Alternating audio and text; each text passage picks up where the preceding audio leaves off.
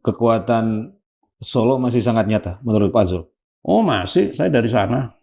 Saya lihat konsolidasinya terus, uangnya banyak, punya partai. Partai ini punya senjata partainya, tahu nggak? Yang dikenal orang dengan Partai Coklat. Dan itu sedang dibenahi Pak Prabowo?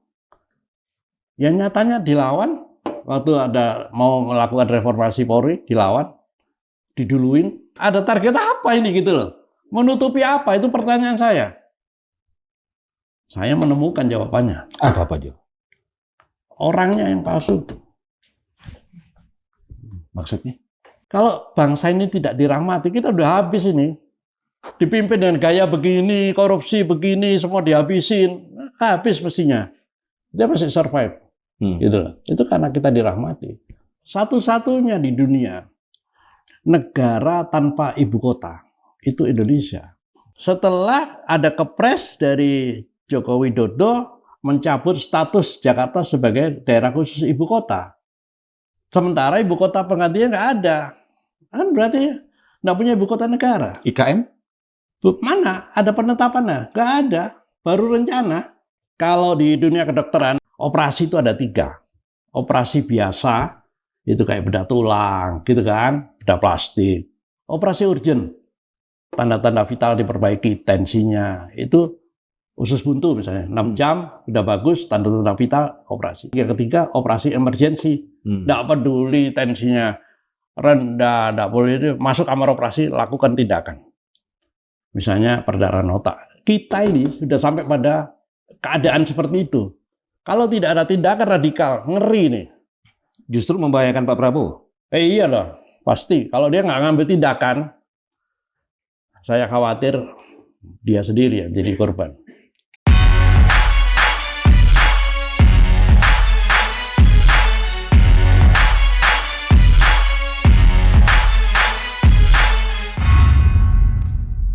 Assalamualaikum warahmatullahi wabarakatuh. Sobat Waalaikumsalam. Madilog, alhamdulillah saya Margi Sarif bisa kembali hadir menemani Anda, dan di episode kali ini saya akan menghadirkan narasumber yang memiliki keresahan terkait dengan situasi bangsa saat ini. Berbagai persoalan bangsa ini tentu tidak lepas dari warisan rezim terdahulu dan tentu saja rakyat yang menjadi korbannya, dan tentu saja pemerintahan hari ini harus menanggung pula warisan permasalahan dari rezim-rezim sebelumnya. Sebenarnya ada agenda besar apa terkait dengan situasi bangsa saat ini? Saya akan langsung sapa saja narasumber saya hari ini, seorang aktivis kebangsaan. Saya sapa Dr. Zulkifli S. Ekomai. Pak Zul, terima kasih. Ya, sama-sama. Sudah hadir ya? Terima kasih, saya juga senang bisa hadir di Madilog. Terima kasih. Pak Zul resah sekali dengan situasi bangsa saat ini. Iya, saya resah, bahkan kalau boleh dikatakan tidak cukup dengan resah. Saya marah. Karena dalam 80 tahun ulang tahun kemerdekaan bangsa kita, karena yang merdeka itu bangsa Indonesia, makanya atas nama bangsa Indonesia, kita terlalu jauh meninggalkan cita-cita para pendiri bangsa itu. Gitu. Itu yang membuat saya resah, dan kalau saya boleh, ini jujur aja saya menahan emosi saya marah, betul. Gitu. Oke. Kemarahan itu timbul karena apa, Bang Zul? Karena masalah perekonomian, masalah kedaulatan, atau masalah substansi apa yang Bang? Yang paling substansial, bangsa dan negara kita ini sudah dikuasai oleh bangsa dan negara lain.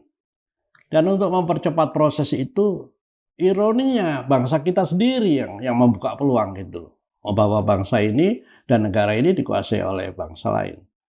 Contoh yang paling terang benderang, satu-satunya di dunia negara tanpa ibu kota itu Indonesia. Ini yang membuat saya nggak mungkin lah orang dengan ratusan juta, ada tokoh-tokoh di situ tidak mempermasalahkan hal ini gitu. Berarti kan Indonesia sudah tidak ada sebetulnya, ibu kota negaranya nggak ada. Gitu. Setelah Jakarta menjadi daerah khusus? Setelah ada kepres dari Joko Widodo mencabut status Jakarta sebagai daerah khusus ibu kota. Sementara ibu kota penggantinya nggak ada. Kan berarti nggak punya ibu kota negara. IKN? Mana ada penetapannya? Nggak ada. Baru rencana. Hanya sebagai ibu kota politik. Iya, itu pun statement lesan aja, tidak ada. Padahal ini kepres loh. Kepres itu hanya bisa dicabut oleh kepres juga kan, nggak bisa enggak. Dengan status tanpa ibu kota versi Pak Zul, sebenarnya ada agenda apa? Ya kita dikuasai bangsa lain, gitu. Negara ini sudah nggak ada. Kalau mau secara formal itu terjadinya sejak Undang-Undang Dasar kita diganti tahun 2002. Di amandemen. Bukan di amandemen, diganti. Karena 97% pasalnya berubah. Namanya juga berubah. Komposisi bab dan pasalnya juga berubah. Tapi itu manipulatif. Dikatakan 16 bab, tapi ada bab yang kosong, bab 4. Artinya sebenarnya cuma 15 bab. Terus kemudian pasalnya katanya tetap 37, tapi enggak, 100 lebih pasal. Karena ada pasal 20A, 20B, 20C itu. Ini manipulasi. Kan nggak mungkin sekian banyak elit di negeri ini tidak paham dengan ini, nggak mungkin. Jadi pertanyaannya, apakah mereka terlibat dalam proses ini? Atau mereka tidak tahu? Atau mereka nggak mau tahu? Itu persoalannya. Menurut Pak Zul, mereka bagian dari permainan itu atau? Saya kira iya. Saya melihat banyak yang terlibat dalam permainan ini sejak MPR 1999-2004 dikuasai, diintervensi oleh mereka. Banyak anggota-anggota MPR saat itu yang saya tahu mereka itu kaki tangan. Baik, Pak Zul, apa dampaknya dengan diubahnya konstitusi tadi terhadap kehidupan berbangsa dan bernegara kita ini? Sudah lahir Indonesia yang baru, gitu. Kan dulu waktu para pendiri mau mendirikan negara, kan ada kesepakatan. Kita pakai dasar negara apa? Pancasila. Ya. Terus kemudian kita pakai sistem apa? Sistem presidensial kayak di Amerika atau sistem parlementer kayak di Eropa. Akhirnya kesepakatan kita pakai sistem sendiri. Sistem Indonesia, apa itu? MPR, satu-satunya di dunia. Dan itu dihancurkan semua dengan terjadinya penggantian undang-undang dasar itu. Keterwakilan diganti dengan pemilihan langsung. Iya, pemilihan langsung. Dan itu melanggar sila keempat, jelas. Gitu. Artinya ini hubungan antara Pancasila sebagai dasar negara dengan undang-undang dasar yang baru, saya sebut undang-undang dasar yang baru, tidak ada hubungannya. Dan itu tidak sesuai dengan DNA kita, bangsa Indonesia. Oh iya, tidak sesuai. Kita itu asasnya musyawarah mufakat. Gampang sederhananya begini, ada 5 orang berkumpul memutuskan apakah mencuri itu halal apa haram. Kalau di voting yang 4 mengatakan halal, maka mencuri itu adalah halal. Tapi kalau musyawarah mufakat, yang 1 mengatakan tidak bisa, itu halal, perbuatan haram.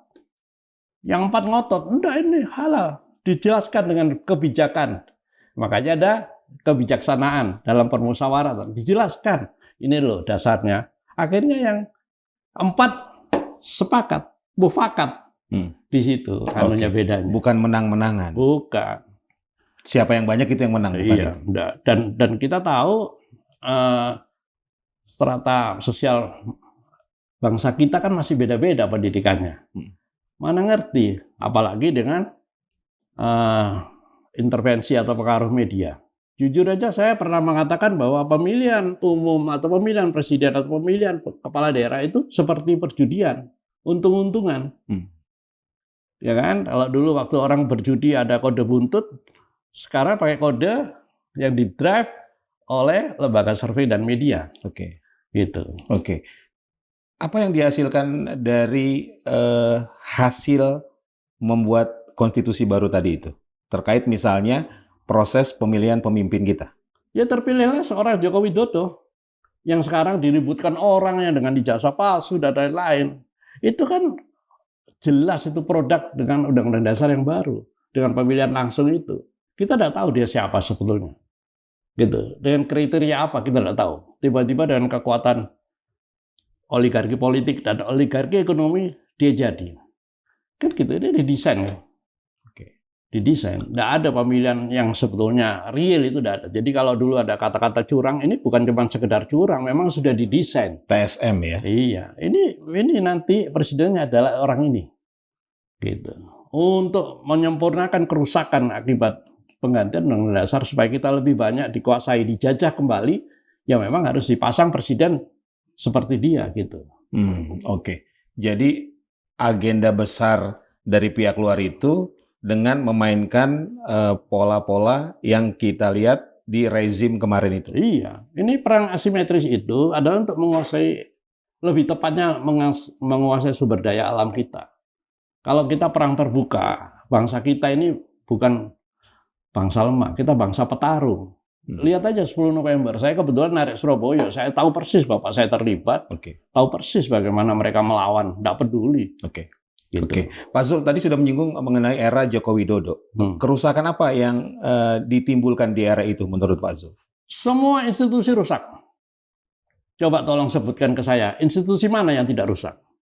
Semua institusi rusak. Contohnya? TNI rusak, Polri rusak.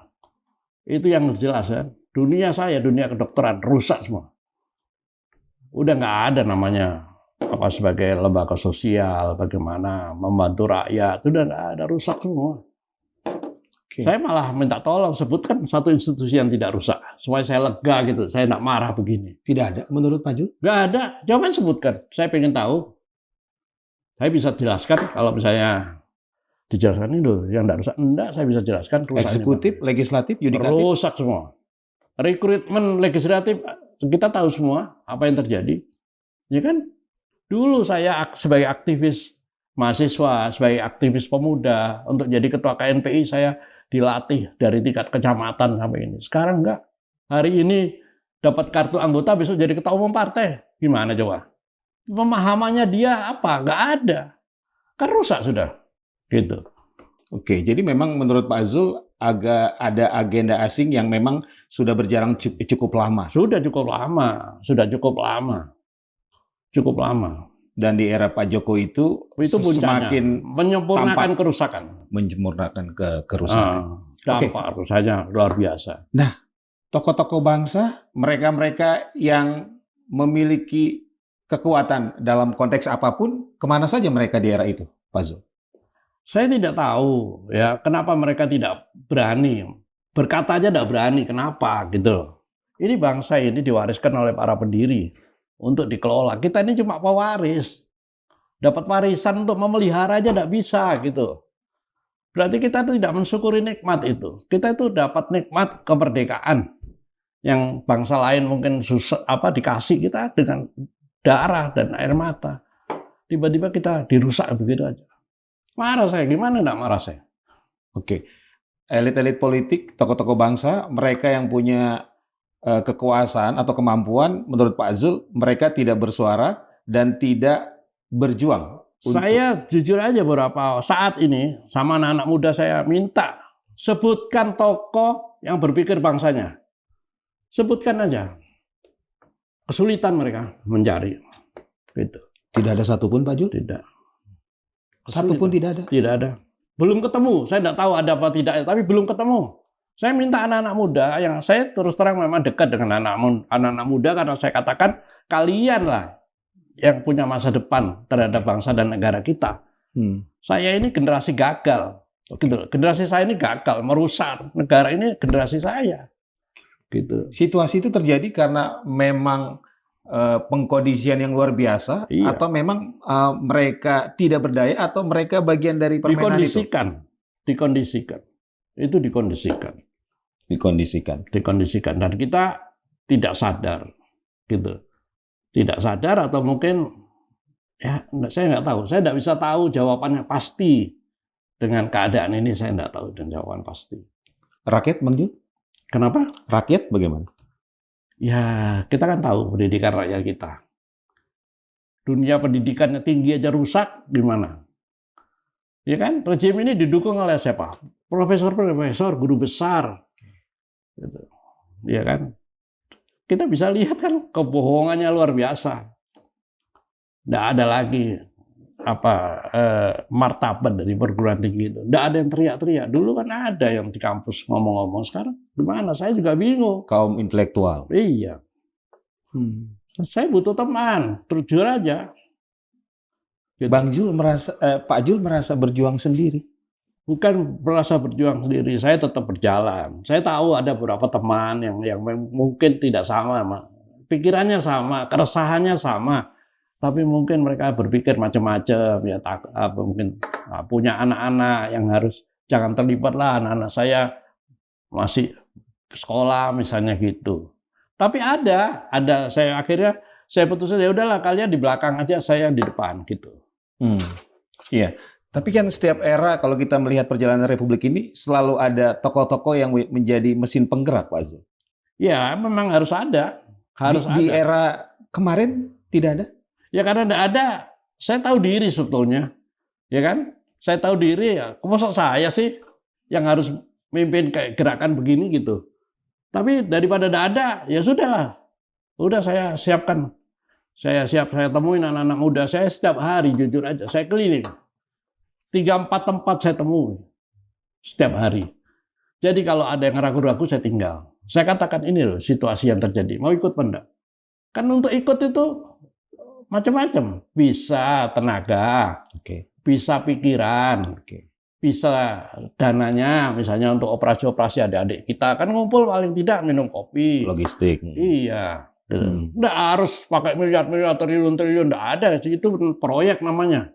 Bukan pergerakan. Respon mereka, Pak Jul? Oh, positif. Saya optimis adik-adik atau anak-anak saya setelah tahu bahwa situasi masa depannya mereka itu membahayakan dirinya mereka, masa depan mereka mulai bergerak.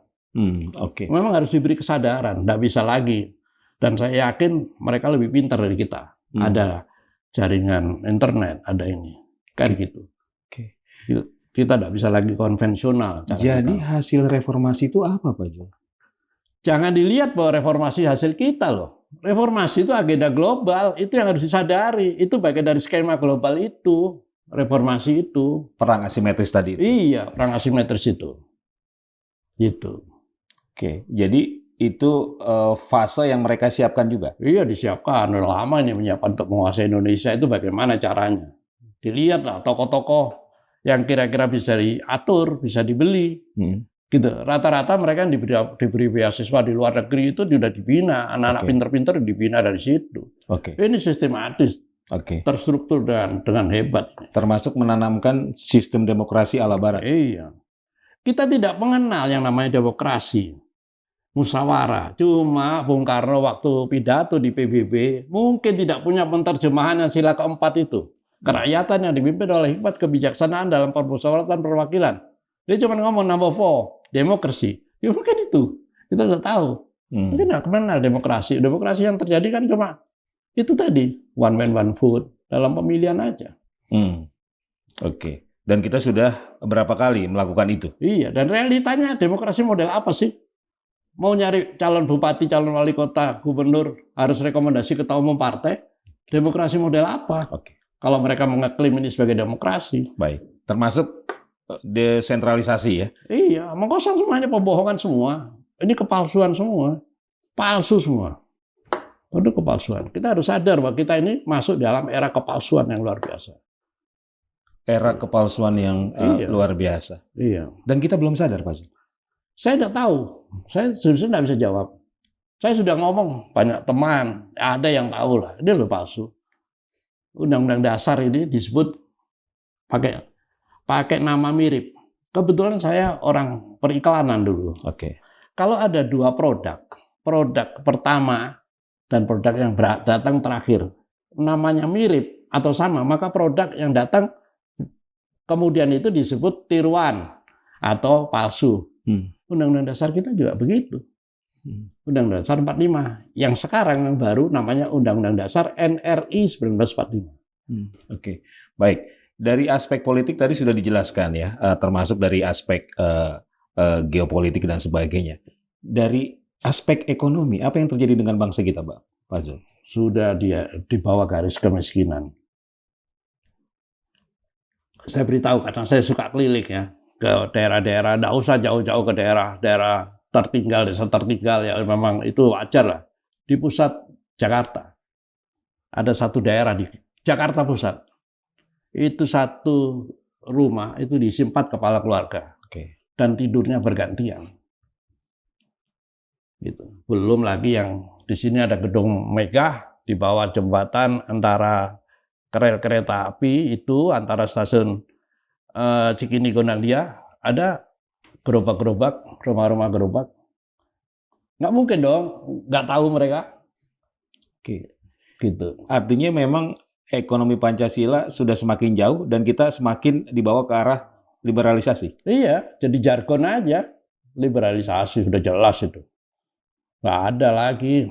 Yang namanya Undang-Undang Dasar yang baru ini tidak ada connectingnya dengan Pancasila kok. Sehingga Gitu. muncullah oligarki. Iya. Dan ini kan diterus-teruskan habis kita. Habis. Habis. Oke. Dan secara karakter bangsa kita juga semakin terkikis ya, Pak Jul. Ya kalau tidak ada orang-orang yang sadar dan kemudian melakukan sesuatu, musnah bangsa ini gitu loh. Itu yang membuat saya resah. Kita tinggal bangkit, bergerak, atau punah. Pilihannya cuma itu sebagai bangsa. 80 tahun bangsa ini merdeka, tapi terancam punah. Bayangkan kalau wajar nggak kalau saya marah? Oke. Sehingga sempat muncul kembali wacana kembali ke Undang-Undang Dasar 1945 yang asli. Iya. Saya kembali itu bukan berarti kita setback, ya. Kalau kita kesasar, kalau kita naik gunung itu kesasar, kita harus kembali dulu ke titik nol yang kita kenal. Kembali itu bukan setback, karena para pendiri itu cukup bijak. Di Undang-Undang Dasar yang lama itu ada penjelasan. Di situ dijelaskan loh. Apa maksudnya periodisasi presiden? Dijelaskan di situ. Terus kemudian aturan tambahan.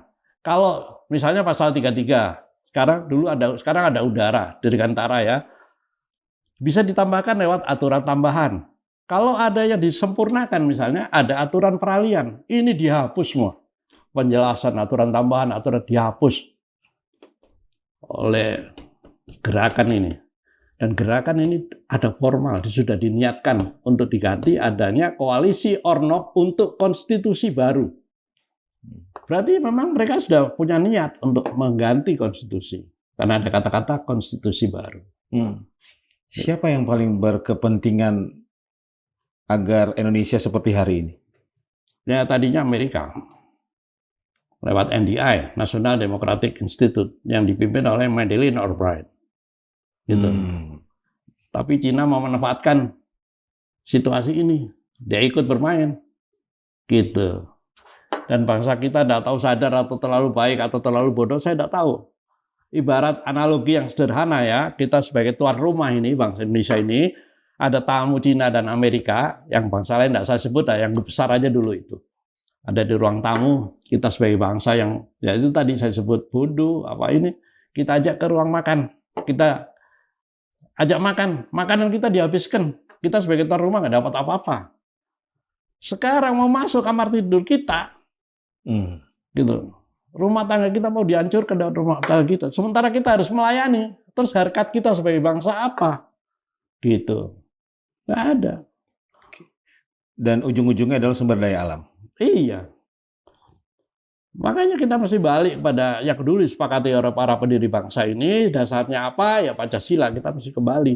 Saya yakin kalau Pancasila berdaulat, bangsa kita selamat. Menurut Pak Zul, siapa penguasa sumber daya alam kita sekarang? Siapa yang menguasai? Bangsa lain. Contohnya? Semua. Mana ada yang dikuasai bangsa kita? Nggak ada. Nikel Cina, ya kan? Freeport Amerika. Omong kosong katanya kemarin 51% ditarik. Tidak bisa itu, tidak. Saya tahu. Tidak bohong semua itu. Kita cuma jadi jongos di negara kita sendiri. Bahasa kita. Papua itu begitu coba rakyatnya. Sejahtera enggak dia? Elit-elitnya pesta pora di Jakarta. Mabuk-mabukan di Jakarta. Sementara rakyatnya menderita. Apa enggak marah? Lihat begitu. Yang jauh, yang di sini. Masih begitu juga. Oke. Rakyat hari ini dalam kondisi terbuai atau memang mereka tidak ada Sudah pilihan? tidak berdaya. Maka kita harapkan orang-orang yang punya pengetahuan seperti ya ada di Badilog ini mengundang saya anggap ini ada kepedulian, ya kan? Ayo kita jalan bareng-bareng. Nggak usah banyak orang. Waktu proklamasi cuma 60 orang yang di halaman itu proklamasi, yang lain takut Jepang, gitu. Oke, tapi kan proses pengambilan keputusan hari ini tentu kan ada mekanismenya kan. Ya, Ada di pemerintahan, ada di parlemen. Artinya memang jalur itu kan yang secara formal harus dilalui kan, Pak Zul? iya, tapi kan gini ya. Sekarang saya mau tanya, tinggi mana ketua dengan wakil ketua? Ketua. Ketua dong. Tinggi mana rakyat dengan wakil rakyat? Rakyat. Ya sudah, rakyat harus diajak, diberi kesadaran. Ini kita rebut kembali nih. Udah, kita buang aja wakil-wakil rakyat yang hanya berpesta pora. Tapi kan tadi kondisi rakyat yang Pak Zul sampaikan tidak berdaya. Iya, tidak berdaya memang. Tapi kan masih ada orang-orang yang masih punya kepedulian. Ada, cuman mungkin belum muncul. Saya yakin ada. Nggak mungkin dong semua terlena, nggak mungkin lah. Saya yakin saya juga nggak sendiri kok. Makanya saya senang saya diajak ngomong ini. Pasti dengan mereka nonton ini, pasti mereka sadar bahwa bangsa kita dalam bahaya kepunahan gitu loh. Oke, tapi menurut Pak Zul, apakah ini masih menjadi isu yang menarik bagi masyarakat? Apa itu? Ya, isu yang kita bahas tadi ini. Artinya, apakah hari ini masyarakat lebih mementingkan perut gitu kan? Wah, cari makan. Ya kita tahu sebabnya dong. Kita kasih tahu sebabnya. Kamu tuh sulit itu karena apa? Kita kasih tahu, pasti nggak mungkin nggak sadar mereka. Dulu nggak begini kok kalian, gitu kan? Kan dulu ada jargon dari presiden yang masih memakai Undang-Undang Dasar 45. Saya sebut aja Jenderal Soeharto. Ya, enak zamanku toh, kan gitu. Itu kan jargon yang menurut saya sangat mengena gitu loh. Dan itu dirasakan oleh rakyat kok. Gitu. Oke. Dan sebenarnya kita bisa berharap kan kepada kaum intelektual, akademisi, termasuk para aktivis kebangsaan, Pak Zul? Ya harus. Pasti. Saya masih punya harapan. Gitu loh. Makanya lewat media kayak Madilog ini, saya berharap ada kesadaran gitu loh. Dan saya siap bersama-sama. Tidak harus saya di depan. Yang lain silahkan aja. Ya kan? Gitu. Institusi negara seperti TNI, gimana Pak Zul? Sudah rusak semua. Yang namanya merit system nggak jalan. Ya kan? Kalau dulu kan angkatan ini naik, diikuti angkatan berikutnya. Sekarang lompat-lompat begini. Gimana? Tapi ya memang ada orang-orangnya masih ada yang baik. Saya masih yakin ada. Cuma nggak tahu mereka masih berpikir apa gitu loh. Gitu. Berarti pemerintahan hari ini mendapatkan warisan yang berat sekali, Pak Zul. Iya. Dan terus terang ini presiden kita ini meskipun dengan cara dipilih dengan caranya mereka, ya saya sebut mereka, Pak Prabowo. Iya. Itu dia tidak boleh kehilangan momentum. Dia harus sadar bahwa dia ada momentum buat yang iya atau tidak gitu. Live it or take it. Cuman itu aja, pilihannya cuma dua gitu. Momentum buat dia. Tapi bangsa ini saya yakin bangsa ini bangsa yang dirahmati. Oke, Gitu. Kalau dan didorongkan oleh keinginan luhur, itu kan kita di pembukaan itu ada, itu terbukti. Kalau bangsa ini tidak dirahmati, kita udah habis ini. Dipimpin dengan gaya begini, korupsi begini, semua dihabisin, habis mestinya. Dia masih survive. Gitu loh. Itu karena kita dirahmati. Oke. Pak Prabowo menurut Pak Zul sudah mulai memisahkan diri atau melepaskan diri dari persoalan-persoalan tadi? Kalau di dunia kedokteran ada operasi namanya radikal. Oke. Harus radikal dia. Nggak bisa berkompromi dengan hal-hal begini, nggak bisa. Caranya? Radikal. Caranya? Ya dia punya cara dong, ya dia punya kekuasaan. Kalau saya nggak pantas lah, kurang elok kalau saya harus ngasih tahu ke presiden, kan nggak elok, ya kan? Dia pasti tahu lah, dia jenderal, ya kan? Dia sudah presiden, harus dong ngambil sikap, menyelamatkan bangsa itu. Pak Zul sudah melihat ke arah itu di setahun pertama pemerintahan Pak Prabowo? Saya tidak bisa mengatakan ya atau tidak. Ya, dikatakan ya memang ada langkah-langkahnya yang ini, tapi dikatakan tidak juga. Orang-orang yang bermasalah ini masa di sekitarnya, gimana? Kalau saya radikal aja, bersihkan semua. Sel-sel kanker ini bersihkan aja semua. Gitu. Tapi kan kadang perlu strategi, Pak Zul. Strategi itu kan di dunia kedokteran lagi ya, karena saya dokter ya. Operasi itu ada 3. Operasi biasa itu kayak bedah tulang, gitu kan, bedah plastik. Operasi urgent, tanda-tanda vital diperbaiki, tensinya, itu usus buntu misalnya, 6 jam, udah bagus, tanda-tanda vital, operasi. Ada 4 operasi yang ketiga, operasi emergency. Nggak peduli tensinya rendah, nggak boleh itu, masuk kamar operasi, lakukan tindakan.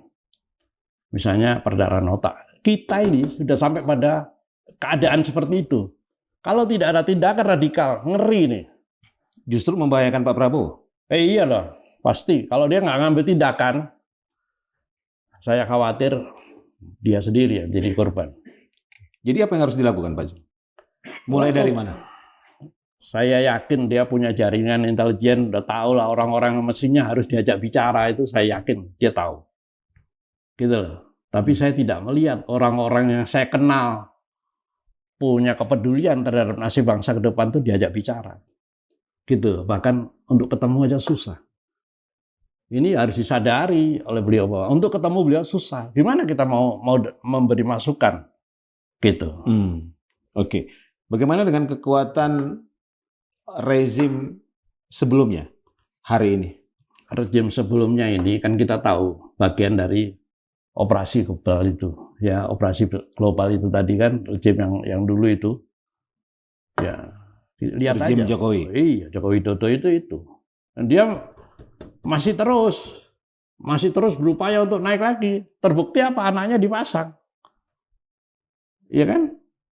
Kalau misalnya ini ada apa-apa, bisa saja dia naik lagi, bisa saja. Ada skenario apa yang Pak Zul khawatirkan? Ya, kalau presiden kita ini berhenti di tengah jalan karena berbagai alasan, bagaimana nasib bangsa ini? Gitu. Saya tidak mengecilkan orang, tapi karena saya sebagai aktivis, saya sebagai orang yang pernah bergerak di dunia aktivis kemahasiswaan, kepemudaan, kan kita lihat cara ngomong aja dah mengkhawatirkan, bukan saya menghina, mengkhawatirkan. Gitu loh. Oke. Dan kekuatan Solo masih sangat nyata menurut Pak Zul? Oh masih, saya dari sana.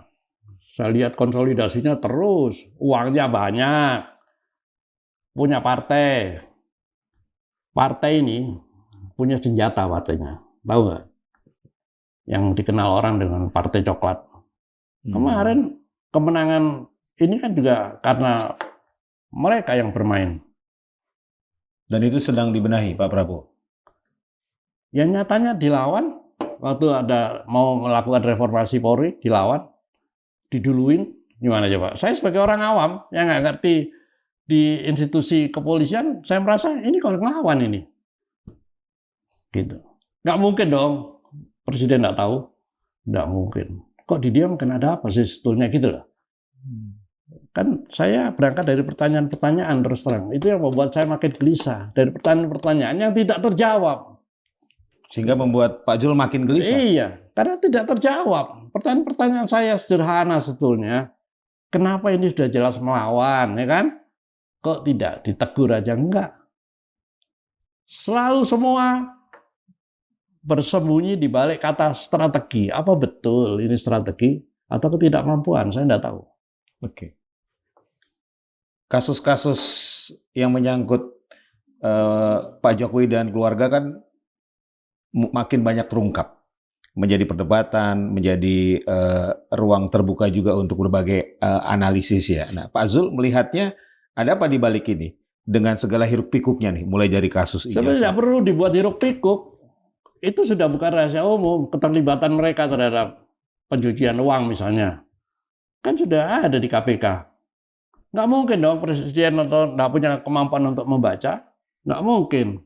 Gampang kok, sederhana sebetulnya. Kalau mau ditindak, sederhana. Dari pengakuan para tersangka-tersangka itu jelas kan keterlibatannya mereka, ya kan? Contoh kasus yang ini, kasus Blok Medan, ingat nggak? Nggak ada tuh tindakan. Gitu. Bobi. Iya. Bobi udah jelas loh, terungkap di pengadilan loh, di persidangan loh. Namanya. Iya, namanya tersingkap di persidangan. Saya nggak tahu kebetulan apa enggak, malah yang ngungkap mati duluan. Oke. Kasus ijazah palsu Pak Jokowi dan Gibran, kemudian kereta cepat Wus, IKN, Pak Zul melihatnya? Ini sebetulnya kan gejala-gejala kalau di dunia kedokteran ya, gejala-gejala. Dan tadi saya sebut di awal itulah sebetulnya sumber penyakitnya. Simptomnya. Iya, simptomnya ini loh. Tapi ini juga tidak diobati. Gimana? Gitu. Jadi kegaduhan terus gitu loh. Dan bangsa ini tidak sempat berpikir ke depan karena kita disibukkan dengan kegaduhan-kegaduhan. Dan saya yakin ini diciptakan. Mereka yang menciptakan ini. Oke. Untuk menutup persoalan yang lebih besar lagi. Iya. Sederhana dok, kalau masalah ijazah palsu misalnya, kenapa mesti dibuat berlarut-larut? Kenapa tidak dibuka aja? Selesai kan? Berseri. Ada target apa ini gitu loh? Menutupi apa? Itu pertanyaan saya. Saya menemukan jawabannya. Apa Pak Jo? Orangnya yang palsu. Maksudnya? Jadi ada 4 kemungkinan ya. Orangnya asli, ijazahnya asli. Orangnya asli, ijazahnya palsu. Orangnya palsu, ijazahnya asli. Orangnya palsu, ijazahnya palsu. Pak Jul menemukan yang mana? Yang keempat. Yang keempat itu tadi? Iya. Apa Pak Jul? Ijazahnya palsu, orangnya palsu. Banyak itu kan orang intel-intel kita kan bisa sebenarnya menelusuri, itu bukan pekerjaan sulit. Saya bahkan pakai pakai istilah nggak enak sudah didengar. Memang kita punya intelijen apa enggak sih sebetulnya gitu loh. Ijazahnya palsu, Orangnya palsu. Joko Widodo itu ada. Saya sudah melakukan investigasi. Ijazahnya atas nama Joko Widodo itu ada, tapi bukan orang ini. Dibuatlah ijazah palsu. di UGM. Iya. Tapi orangnya bukan ini. Beda orang. Beda orang. Gimana coba? Dan itu menurut Pak Zul bagian dari operasi skenario besar itu. Setelah Undang-Undang Dasar kita diganti, untuk menyempurnakan operasi mereka, operasi besar itu dibuatlah orang-orang ini. Kan gitu. Pak Prabowo tahu? Seharusnya tahu. Dulu kan Kopassus tuh kata-kata Kopasanda, Komando Pasukan Sandi Yuda. Masa nggak tahu sih? Saya nggak layak dong saya ngomong. Intel Indonesia ini sebetulnya intelijen atau pegawai kantor Intel? Sampai begitu. Salah nggak saya? Masa nggak tahu? Nggak mungkin dong saya orang awam aja yang cuma siapa sih jalan-jalan aja tahu ada sesuatu yang janggal gitu loh. Jadi publik harus lebih fokus ke hal apa di balik hiruk-pikuk berbagai isu-isu tadi? Kembali pada persoalan besar kita bahwa bangsa kita terancam punah, gitu loh. Itu berkumpullah para tokoh yang mempunyai kesadaran yang sama. Tidak usah banyak orang, 5-10 orang berkumpul. Ayo mau ngapain kita? Indonesia Emas 2045? Kalau keadaannya begini, ya jadi Indonesia cemas kita. Nggak bisa gimana? Fundamennya apa? Untuk meraih ini kan harus benar semua. Semua institusi harus benar. Gitu. Kalau begini gimana mau hanya mimpi di siang bolong aja, mimpi. Karena jargon-jargon. Elemen kebangsaan kita sudah diperlemah. Udah hancur, bukan cuma lemah, hancur. Makanya saya sulit kalau bertanya mana sih yang baik, gitu. Institusi mana yang baik? Sulit menemukannya. Hampir semua lini rusak. Gitu. Mengapa Indonesia bisa menjadi gadis cantik yang ingin dimiliki dengan cara yang Pak Zul gambarkan tadi? Kan kita dulu kenal namanya Jamrut Katulistiwa. Kita ini tempat yang strategis, pertemuan dua benua, pertemuan dua lautan di garis Katulistiwa. Itu anugerah loh. Ya. Kita tidak mensyukuri nikmat itu. Kita kufur terhadap nikmat itu. Akibatnya begini. Ini peringatan, kalau saya bilang, peringatan dari Allah begini. Ayo kita sadar, ini kita dikasih peringatan loh. Mumpung belum hancur, lebur gitu. Masih ada kesempatan, meskipun itu kecil. Seperti tadi saya bilang, operasi emergensi, ada pasien perdarahan otak. Kalau dilakukan tindakan, misalnya kemungkinan hidupnya cuma 5%, tetap harus kita lakukan. Kalau kita lakukan ada kemungkinan hidup. Tapi kalau kita biarkan pasti mati kan gitu. Oke. Kalau tindakan itu tidak segera dilakukan, usia bangsa kita berapa lama lagi? Ya. Kan ada paradoks itu 20 30 5 tahun lagi loh. Yang ngomong sama presiden kita loh. Pernah ngomong kan? 5 tahun lagi loh. Bukan waktu yang panjang 5 tahun itu. Iya kan? Satu pemilu lagi. Iya. Selesai udah. Sehingga kemarin sempat muncul ya wacana agar dikembalikan ke MPR. Iya. Pemilihan Itu presiden. kesepakatan para pendiri. Pendiri bangsa ini sudah sepakat. Kita pakai sistem sendiri. Sistem Indonesia, sistem MPR. Kan gitu. Berdasar musyawarah mufakat. Memilih wakil-wakil itu dengan cara yang benar. Kan Tapi gitu. kalau itu didorong kembali, muncul penolakan. Wah, kita mundur. Wah, ini mau kembali ke Orde Baru. Sekarang pertanyaan berikutnya, yang nolak itu siapa sih sebetulnya? Mereka juga, para penikmat. Gitu. Kalau yang benar, yang waras, nggak mungkin nolak. Udah tahu ini warisan para pendiri kok. Kita menikmati, kita merdeka. Mereka yang memerdekakan bangsa ini, nggak sembarangan loh. Saya orang Surabaya, satu persis. Saya pernah waktu jadi ketua KNPI, saya membuat wisata juang waktu itu, tahun 85. Para pelaku itu saya pertemukan dengan pengurus saya sampai tingkat kecamatan. Kita buat wisata, wisata juang. Kita lihat bagaimana mereka mempertahankan kemerdekaan. Kalau nggak ada peristiwa 10 November, kemerdekaan kita nggak bisa kita pertahankan loh. Pak Zul, bicara hari ini siapa penjaga terakhir Republik ini menurut Pak Zul? Saya nggak tahu, tapi saya dengan segala keterbatasan saya coba menjaga. Saya kira teman-teman Madilog juga punya kewajiban yang sama. Udahlah, ini bukan hak, ini kewajiban ini. Kita mau menyelamatkan bangsa kita. Gitu. Oke. Pak Zul, terakhir, apa yang ingin Pak Zul sampaikan kepada seluruh anak bangsa? Ayo kita bangkit, bergerak atau punah sebagai bangsa. Kalau Pancasila berdaulat, bangsa selamat. Itu kalimat yang harus saya sampaikan buat bangsa kita. Pancasila masih hadir, Pak Zul, hari ini? Ya karena tidak dipraktekkan dalam kehidupan. Mau kita urai satu-satu. Ketuhanan yang Maha Esa. Ya kan? Kepercayaan kita pada Tuhan itu sudah tergerus dengan kata-kata logistik.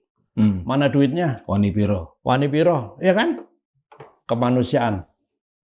Saya ini melaporkan kematian ratusan petugas KPPS ke Baris-Krim. Saya lapor. Apa yang terjadi? Kalau Bapak meragukan kematian itu, ya Bapak lakukan pembuktian dulu. Memang saya aparat? Ini bukan delik aduan loh. Kematian dalam waktu yang bersamaan, ratusan orang. Sila kedua, itu bukti, salah satu bukti loh ya. Persatuan Indonesia. Dengan adanya pilkada, pilpres langsung, terpecah bangsa ini. Masih ingat ya kata-kata kadrun, cebong, Kampret. pecah, kampret. Terkotak-kotak. Iya, Politik identitas. Iya. Oke. Terus kemudian kerakyatan, Silakan Pak. yang perwakilan.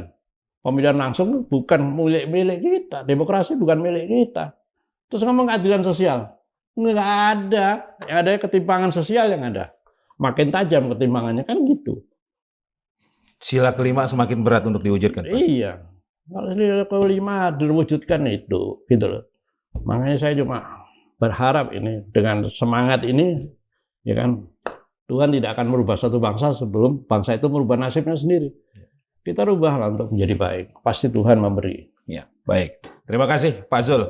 Ya. Sobat Madilog, demikian tadi perbincangan saya bersama Dr. Zulkifli S. Ekomoy, salah seorang aktivis kebangsaan ya, yang memiliki keresahan dan kegelisahan yang luar biasa terkait kondisi bangsa kita saat ini. Dan semoga apa yang beliau sampaikan bisa menjadi cambuk untuk kita semua. Semoga bermanfaat dan insya Allah kita akan jumpa di episode lainnya. Saya Margi Sari pamit. Wassalamualaikum warahmatullahi wabarakatuh. Waalaikumsalam. Pak Jul, terima kasih banyak. Ya. Matur suwun.